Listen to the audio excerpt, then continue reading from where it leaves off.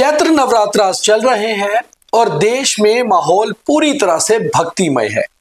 आज दुर्गाष्टमी भी है और इसलिए मंदिरों में भारी भीड़ भी है।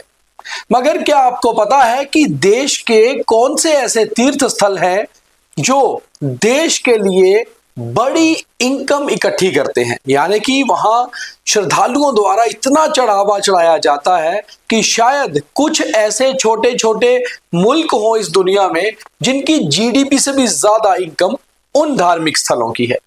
ये धार्मिक स्थल है किस किस जगह पर है, क्या आपको पता है?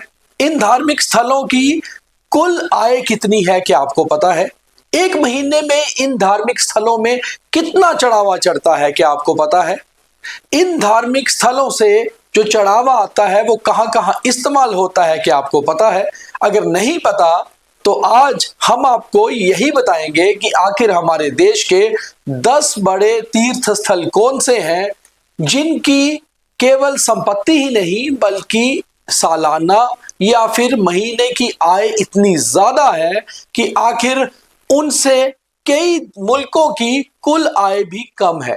तो आखिर भारत के ये बहुत ही मशहूर तीर्थ स्थल कौन से हैं और इसमें हमारे जम्मू के कटरा स्थित श्री माता वैष्णो देवी भवन कितने नंबर पर आता है, ये भी हम आपको बताते हैं। जय माता दी। आज दुर्गाष्टमी है और कल रामनवमी, और ऐसे मौके पर यह खबर करना इसलिए जरूरी था कि कम से कम हमारे यहाँ कितनी श्रद्धा से, हम कितनी आस्था से चढ़ावा चढ़ाते हैं और आखिर संपत्ति इन धार्मिक स्थलों की कितनी है, ये भी जानने का हक हमें है।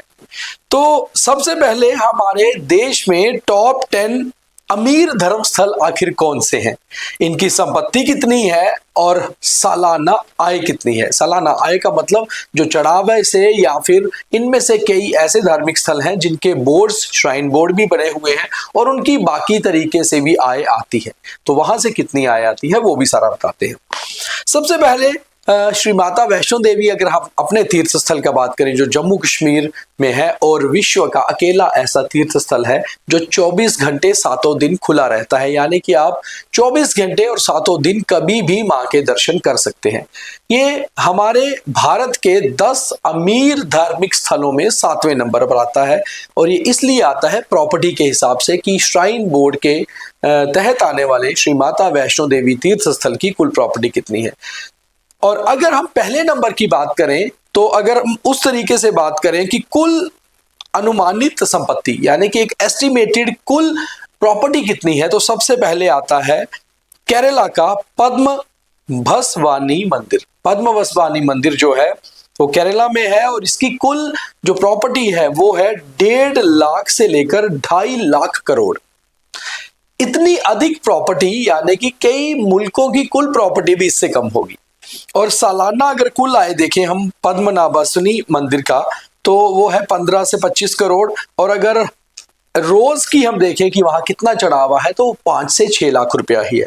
अब कुल मिलाकर देखा जाए कि इस मंदिर की उतनी रोज का चढ़ावा या आय नहीं है, मगर इतनी प्रॉपर्टी क्यों है, तो इस मंदिर के पास सोने, हीरे, जवाहरात से जड़ी हुई कई सारी मूर्तियां हैं जो इनकी प्रॉपर्टी में आती हैं।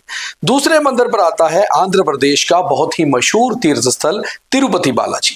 तिरुपति बालाजी की कुल संपत्ति देखी जाए तो 3 लाख से 3,38,000 करोड़ है और ये जो प्रॉपर्टी है ये मंदिर की अपनी प्रॉपर्टी है। सालाना आय 5,268 करोड़ है और एक महीने और रोज का करीबन 1.5 करोड़ रुपया चढ़ावा वहां पर चढ़ता है। तिरुपति बालाजी एक हिसाब से अगर हम देखा जाए कि कुल हर दिन का कितना चढ़ावा, तो वो देश का सबसे अमीर धार्मिक स्थल है। श्री हरमंदिर साहब, जिसे हम गोल्डन टेम्पल भी कहते हैं, और वो पंजाब के अमृतसर में मौजूद है। तीसरे नंबर पर आता है कुल प्रॉपर्टी के हिसाब से। उसकी प्रॉपर्टी अमूल्य है, ऐतिहासिक और स्वर्ण है, क्योंकि वो स्वर्ण मंदिर कहा जाता है इसलिए गोल्डन टेम्पल भी कहा जाता है। और स्वर्ण से जड़ित पूरी तरह से जो हम कहते हैं सोने का पानी जड़ा हुआ है स्वर्ण मंदिर के ऊपर, और उसकी सालाना कुल आय जो है वो 1260 करोड़ है। हर रोज का 1.5 से 2 करोड़ रुपए का चढ़ावा स्वर्ण मंदिर यानी कि गोल्डन टेम्पल हरमंदिर साहिब में चढ़ता है। चौथे नंबर पर आता है जगन्नाथपुरी। जगन्नाथपुरी जो उड़ीसा में है, वहां पर 1,20,000 करोड़ की कुल संपत्ति है और 1000 से 1200 करोड़ रुपया सालाना इनकम। 5 से 8 लाख रुपया रोज का चढ़ावा चढ़ता है। साईं बाबा का मंदिर शिरडी में जो महाराष्ट्र में है, करीबन 3000 करोड़ की कुल प्रॉपर्टी है, स्वर्ण और नगद यानी कि हीरे जवाहरात और नकदी। और इसके अलावा 500 से 600 करोड़ रुपया जो है सालाना आय है। 1 से 1.5 करोड़ रुपया रोज का चढ़ावा है।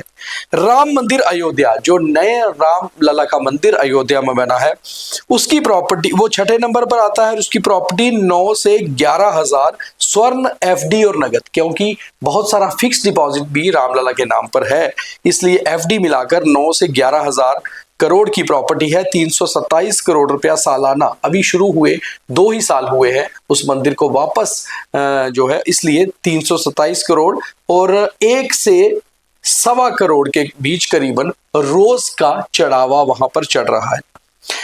वैष्णो देवी मंदिर, अब वैष्णो देवी मंदिर की खास बात यह है कि यह मंदिर श्राइन बोर्ड के तहत आता है, इसलिए कुल प्रॉपर्टी अगर श्राइन बोर्ड की देखी जाए तो वो करीबन 2500 करोड़ के करीब है। इसमें श्राइन बोर्ड की जितनी भी इमारतें हैं, उनकी जितनी चलित और अचलित प्रॉपर्टी है, यानी कि उनकी गाड़ियां या बाकी जो प्रॉपर्टी है वो मिलाकर 250 से 300 करोड़ सालाना का चढ़ावा और रोज का 50 से 60 लाख रुपया। मगर नवरात्रों के दौरान ये 50 से 60 लाख बढ़कर कई बार करोड़ के टचिंग भी चला जाता है। बहुत सारे लोग माता वैष्णो देवी मंदिर में कैश के अलावा ब्लैंक चेक या फिर कुछ लिखित हुए चेक या फिर इसके अलावा हीरे जवाहरात या सोना भी चढ़ाते हैं और कई बार ऐसी खबरें भी सामने आती हैं। 8वें नंबर पर आता है मुंबई का बहुत ही मशहूर सिद्धि विनायक मंदिर, जिसकी कुल प्रॉपर्टी 800 करोड़ है। मंदिर भी ट्रस्ट के तहत आता है। 133 करोड़ सालाना आय है और रोज का 35 से 40 लाख रुपए का चढ़ावा इस मंदिर में चढ़ता है। इसके बाद आता है बहुत ही मशहूर वाराणसी का काशी विश्वनाथ जी का मंदिर, जिसकी कुल प्रॉपर्टी 3000 करोड़ के लगभग है। कॉरिडोर और अन्य, क्योंकि अब नया कॉरिडोर बन चुका है, कॉरिडोर और अन्य डालकर 100 से 125 करोड़ सालाना कुल आय है और 25 से 35 लाख रुपया जो है वो यहाँ पर हर रोज का औसतन चढ़ावा चढ़ता है। और 10वें नंबर पर आता है गुजरात का सोमनाथ मंदिर। सोमनाथ मंदिर की कुल प्रॉपर्टी 1100 करोड़ की है। 40 से 55 करोड़ रुपया सालाना आय है और 15 से 20 लाख रुपए का चढ़ावा हर रोज चढ़ता है। तो कुल मिलाकर हम देखा जाए तो ये 10 धार्मिक स्थल जो भारत के हैं, ये विश्व के कई सारे धार्मिक स्थलों से ऊपर हैं। इनकी कुल प्रॉपर्टी की एस्टीमेट लगाया जाए, सालाना इनकम देखी जाए या हर रोज की इनकम, ये कई सारे धार्मिक स्थलों से ऊपर है जो विश्व में अलग अलग जगह है। विश्व में बहुत सारे धर्म हैं और अलग अलग धार्मिक स्थलों की अलग अलग तरह से मान्यताएं हैं। हालांकि हिंदू धर्म के अलावा, सनातन धर्म के अलावा या फिर सिखिज्म के अलावा बाकी धर्मों में इतना ज्यादा चढ़ावा कैश या बाकी चीजों से नहीं आता, मगर कुल मिलाकर प्रॉपर्टीज भी देखी जाए तो भारत के इन 10 मंदिरों की प्रॉपर्टी विश्व के कई सारे धार्मिक स्थलों से अधिक है। अब हम बात करते हैं इंटरनेशनल लेवल पे इन मंदिरों का लेवल क्या है या इन धार्मिक स्थलों का लेवल क्या है।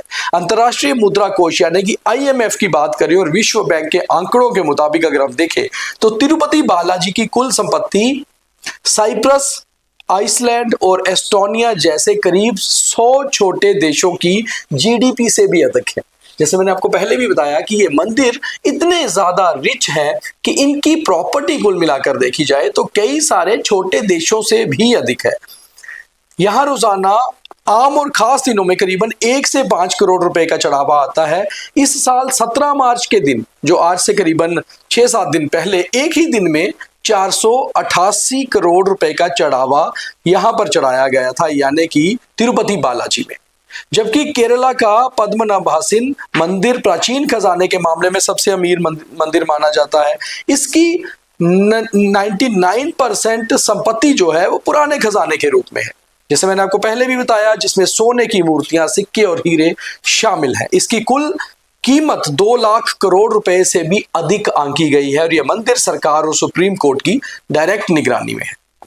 35% तिरुपति बालाजी की पहले से संपत्ति भी बढ़ी है पिछले 2 सालों में। इसका कारण यह रहा है कि देश के 3 बड़े मंदिरों की संपत्ति मार्च 2024 के बाद काफी बढ़ी है और इसका कारण है, लेकिन इसकी मुख्य वजह सोने के दाम बढ़ना है, क्योंकि इन मंदिरों के पास सोना हीरे जवाहरात बहुत ज्यादा है और जैसे जैसे गोल्ड का रेट बढ़ता है वैसे वैसे इनकी संपत्ति भी मल्टीप्लाई होती है। उस समय सोना करीबन 65,000 रुपए प्रति 10 ग्राम था, जो अब बढ़कर करीबन 1.5 लाख रुपए प्रति तोला यानी कि 10 ग्राम हो चुका है। तो इसी कारण तिरुपति मंदिर की संपत्ति करीबन 35%, पद्मनाभासीन मंदिर की 100% और जगन्नाथपुरी मंदिर की लगभग 50% बढ़ गई है। इन तीनों मंदिरों के पास जितने बड़े अमीर 10 रिच हमारे जो रिलीजियस प्लेसेस हैं उनमें सबसे ज्यादा है। वहीं इन मंदिरों से मिलने वाला नकद दान भी सिर्फ 10 से 12% ही बढ़ा है। तिरुपति मंदिर की आय एक बड़ा हिस्सा उसके 11 टन से ज्यादा सोने से ही आता है जो बैंकों में जमा है और जिस पर हर रोज ब्याज मिलता है।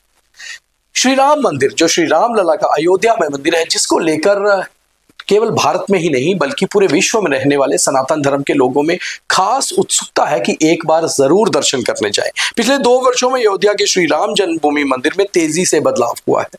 मंदिर की कमाई का मुख्य जरिया दान और बैंक में जमा पैसे पर मिलने वाला ब्याज है। मंदिर ट्रस्ट के अनुसार 2023 से 24 में कुल 376 करोड़ रुपए की आय हुई थी, यानी कि औसतन रोज करीब 1 करोड़ की आय।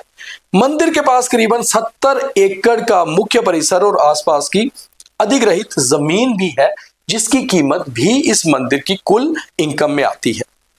वहीं आंकड़ों के अनुसार अगर हम जगन्नाथपुरी की बात की जाए जो उड़ीसा में है, तो पुरी के जगन्नाथ मंदिर के पास 60,000 एकड़ से ज्यादा जमीन है जो उड़ीसा के 30 में से 24 जिलों में फैली हुई है। इन मंदिरों में 395 एकड़ जमीन 6 दूसरे राज्यों में भी है। श्री माता वैष्णो देवी श्राइन बोर्ड की बात की जाए तो श्री माता वैष्णो देवी श्राइन बोर्ड देश के सबसे अधिक श्राइन बोर्ड्स में सबसे अधिक अमीर भी है।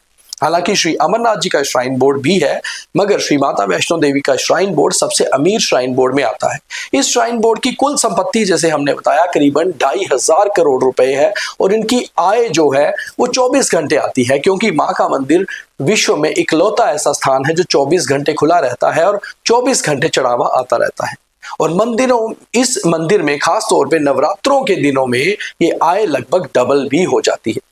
हालांकि श्राइन बोर्ड लगातार दावा करता है कि श्राइन बोर्ड का जैसे एक यूनिवर्सिटी है, उनका एक कॉलेज है, अब एक हॉस्पिटल भी है, तो वो वहां पर कई सारा खर्च इस पैसे में से करते हैं, मगर वहां से अलग से आय भी होती है। तो कुल मिलाकर ये श्राइन बोर्ड एक बड़े श्राइन बोर्ड्स में से एक आता है। तो ये है देश के सबसे ज्यादा रिच 10 धार्मिक स्थल और इनकी आय कितनी है, कुछ करीबन विश्व के 100 देशों की जीडीपी से भी अधिक। मगर ये भारत और सनातन की आस्था ही है कि लोग लगातार चढ़ावा चढ़ाते हैं और अपनी आय से कुछ ना कुछ भगवान के चरणों में रखते हैं और उससे ये जो बड़े स्थल हैं ये और भी अमीर हो रहे हैं। और दूसरी बात यह है कि कहीं ना कहीं आज भी भारत में आस्था का सैलाब हमेशा की तरह पहले से बढ़ता जा रहा है। तो अब आप समझ पाए कि हमारे देश के 10 अमीर धार्मिक स्थल कौन से हैं, कैसे हैं और क्यों हैं। जय माता दी।